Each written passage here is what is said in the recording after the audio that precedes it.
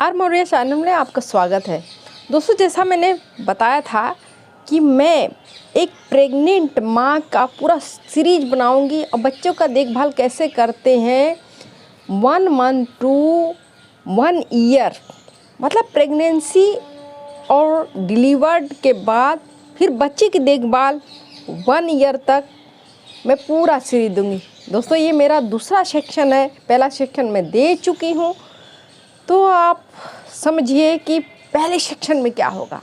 आप जानते हैं कि जैसे menstruation period 7 to 10 days above होता है, मतलब 7 दिन से अगर 10 दिन या 15 दिन ज़्यादा जाता है तो आपको एक बार टेस्ट कराने की ज़रूरत है। और आप टेस्ट कराइए, या तो आप घर में बहुत सारे ऐसे किट्स आते हैं उनके थ्रू टेस्ट करा लीजिए, आशा बहन जी को आप इन्वॉल्व कर लीजिए, आंगनबाड़ी को इन्वॉल्व कर लीजिए, या किसी CSC PSC पे जाकर आप अपने यूरिन का एक अमाउंट दे दीजिए, छोटा सा आप शीशी में भाग दे दीजिए, या किट के द्वारा जांच करा सकते हैं।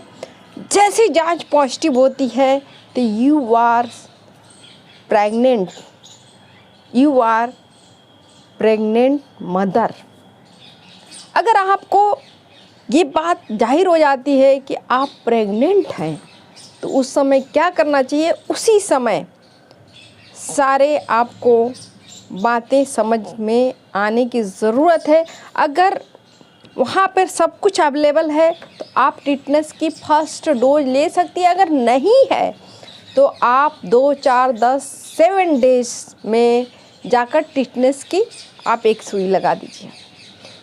अब दोस्तों, ज़रूरत पड़ती है, टिटनेस की सुई लग गई है, आप प्रेग्नेंट हैं, अब आगे का क्या कदम होना चाहिए। तो 3 महीने बाद जाकर आप अपने नज़दीकी CSC PSC या आशा बहू आंगनवाड़ी मैडम के द्वारा कंसल्ट कर सकते हैं, जाकर वहाँ रजिस्ट्रेशन करा सकते हैं। जैसे ही आप रजिस्ट्रेशन कराएंगे आपका सब कुछ वहाँ पे डिटेल हो जाएगा। अब दोस्तों, क्या क्या सुइयाँ लगनी चाहिए एक मदर को जो बेबी को जन्म देने वाली है और अपनी सुरक्षा कर सकती है और उस बच्चे को स्वस्थ और पूरे अच्छी तरह से डिलीवर्ड यानी प्रसव से पूरी तरह से वो मतलब उसकी डिलीवरी पूरी अच्छी तरह से हो सकती है।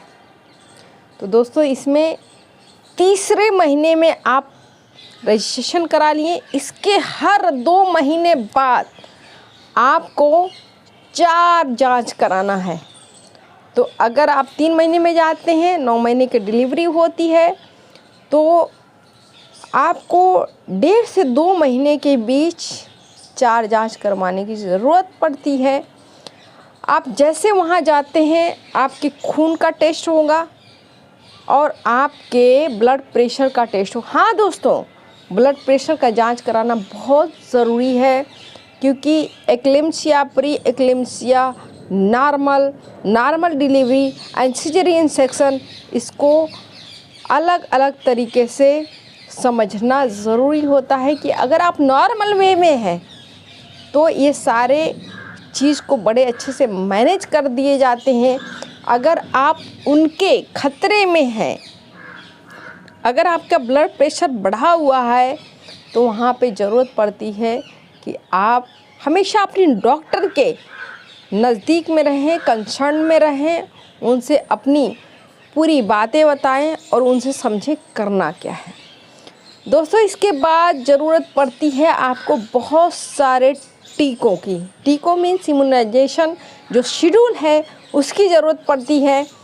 तो जो टेटनस की सुई होती है, मैंने ऊपर ही बताया कि आपको जैसे कंफर्म हो उस दिन या 15 दिन के अंदर पहला टीका लगेगा, दूसरा टीका आपको 2 महीने बाद लगेगा। अब दोस्तों, और सारी चीज़ें मैंने ये बताई कि हर 2-2 मंथ में आपको वहाँ जाकर चेकअप कराना है। अगर कोई दिक्कत होती है तो आप डॉक्टर से कंसल्ट करें, नहीं दिक्कत होती है तो आप अपनी जो आपकी पंजिका एक होगी, एक आपका कार्ड बनेगा, उसको आप संभाल के रखें। वो आपके लिए बहुत उत्तरदायी होता है। अब दोस्तों, जो आपका टेस्ट हो रहा है 4 महीने का, खून जांच, पेशाब जांच के बाद आपके वज़न का टेस्ट होगा और 9 से 11 किलोग्राम आपका वज़न बढ़ना चाहिए। जो लास्ट के 6 मंथ में होते हैं वो 9 to 11 किलोग्राम होना चाहिए। और जो 6 महीने के बाद का वेट होता है वो हर महीने आपका गेन करना चाहिए 1 किलोग्राम पर मंथ। दोस्तों, 1 किलोग्राम पर मंथ आप गेन कर चुके हैं, सारी जांचें करा चुके हैं।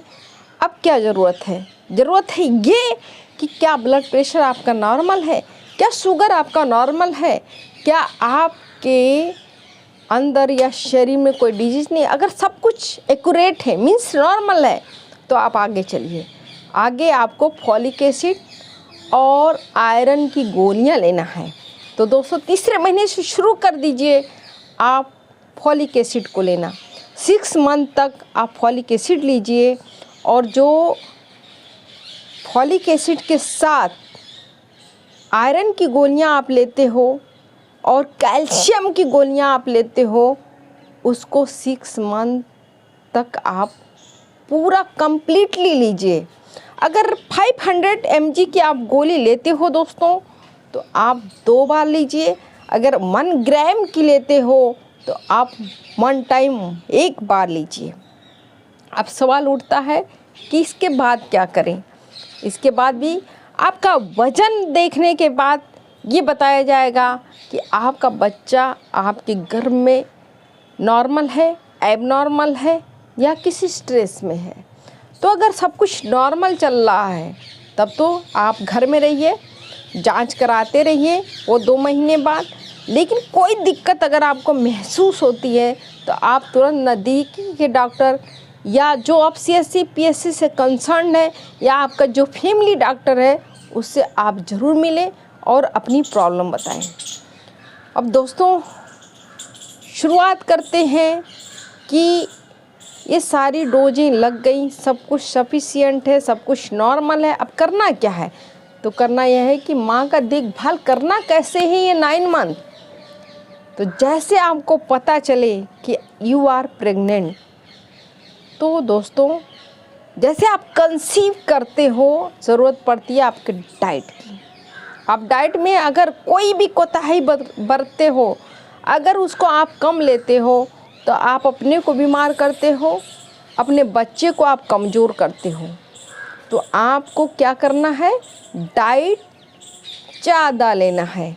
और उस डाइट में क्या करना है कि आपको सफिशिएंट फैट और आयोडीन का नमक जो होता है, जो आयरन से युक्त होता है, उसको लेना है।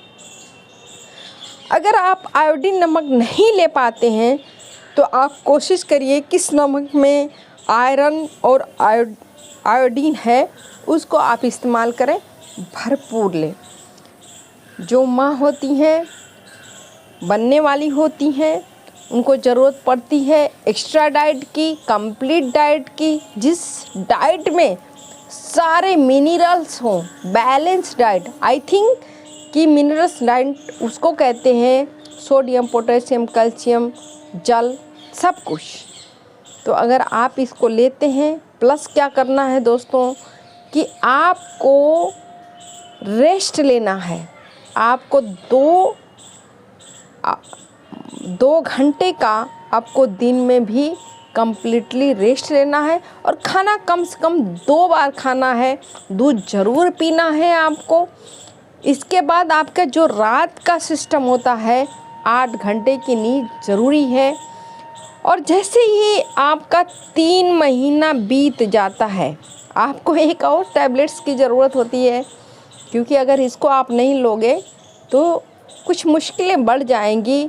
तो अल्बेंडाजोल 400 mg आपको लेना पड़ेगा। ये डॉक्टर के आप एडवाइस के थ्रू ले लें या आप 3 दिन उसको ले लें, इसको आपको लेना पड़ेगा। और जब आपके अंदर कोई भी एबनॉर्मलिटीज़ नहीं है तो आगे आपको मैं दूसरे सेक्शन में बताऊंगी कि करना क्या है। दोस्तों, आई थिंक कि ये वीडियो आपको पसंद आई होगी या आपको जानकारी मिली होगी कि first stage of pregnancy conceive to delivered of mother करना क्या है, कैसे क्या देखभाल करना है, कितनी आपको आयरन चाहिए, फॉलिक एसिड चाहिए। अगर आपकी आयरन की गोलियां 180 पूरी नहीं होती हैं तो कहीं ना कहीं आप गड़बड़ करते हो, आप पूरे टाइम से या शेड्यूल से अपनी टैबलेट्स नहीं लेते हो। दोस्तों, ज़रूरत है 180 गोलियां आप रखिए और 3 महीने से आप उन 180 गोलियों को खाइए, फिर आप एक नॉर्मल डिलीवरी, एक नॉर्मल बच्चा को जन्म दे सकते हो। मैं आपसे मिलती हूँ दोस्तों तीसरे सेक्शन में। मुझे उम्मीद है कि ये सेक्शन आपके समझ में आया होगा। आई थिंक कि you are happy, you are healthy, so I love you and take care you and thank